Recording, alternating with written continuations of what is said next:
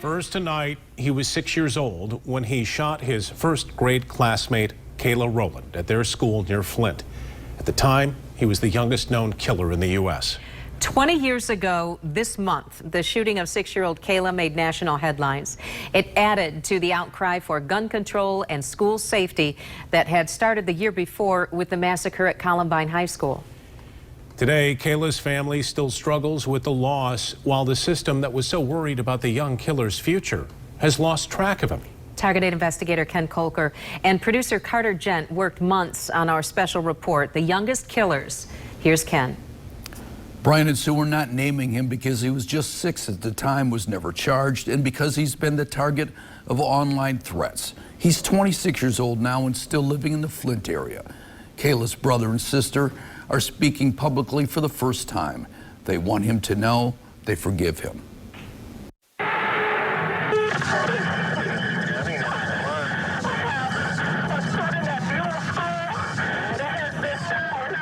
I just remember going into the room when they said that she was dead, and I remember looking at her and she was white.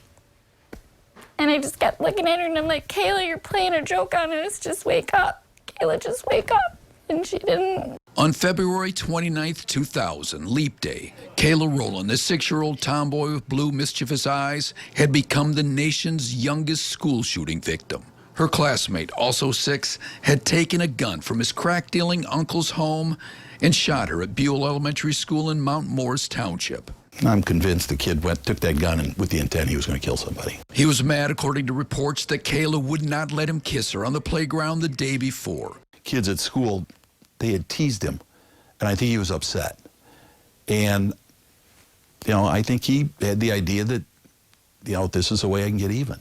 Flowers and candles have already been placed at the entrance of the school in memory of the 6-year-old girl. Above the door it reads, "We love our children and we care for their safety." But the words were not enough to save little Kayla Rowland. Kayla became the face of a national outcry for school safety and gun control. The young victim's mom, Veronica McQueen, turned grief into a cause, meeting with President Bill Clinton and speaking about gun control at a Million Moms March in Washington, D.C. 3 years ago, she took her own life. It basically destroyed her to the point where she wanted to die, you know, drugs, alcohol, anything she could do to take away the pain. And I don't think she ever really got over that. Jonathan Allen, Kayla's brother, was a 4th grader at the time at Buell Elementary. I remember actually hearing the gunshot because it sounded like a chair hit a wall. The boy who fired that shot was never criminally charged. There's a presumption that a child 6 years old is not criminally responsible and cannot form the intent to kill necessary to have a criminal prosecution. The boy's uncle's roommate got prison time for allowing the boy access to the gun. The Genesee County Sheriff feared that the boy would kill again. I think it would be a great case study. You know, here's what happened, and followed his life to today to see where he's at and what he's doing. And I have absolutely no idea where he's even living. Records obtained by Target 8 show the boy and his brother were raised in foster care.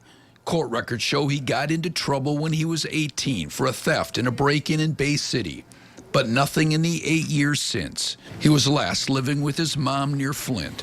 While Kayla's mom was able to forgive, her dad, Ricky Rowland, is not. I figure one day he's gonna, the guy upstairs is gonna give him what he deserves. Yeah. And I mean, I'll never forgive the guy. I mean, that won't happen. This is the only picture I have of my sister. But Kayla's sister and brother say they've learned to forgive after learning about the shooter's childhood. And now all I can say is that I forgive him, and I really hope he's doing something with his life. And I really hope he's doing something to better himself. And I hope he's not letting this make his character. Like, I don't want what he did to define who he is. Target 8 found Kayla's shooter living with his mom in the Flint area. He has a job and a young son. At first, he agreed to an interview, but he later declined. We have the entire Kayla Rowland story and the rest of our digital documentary on our website, woodtv.com. I'm Target 8 investigator Ken Kolker.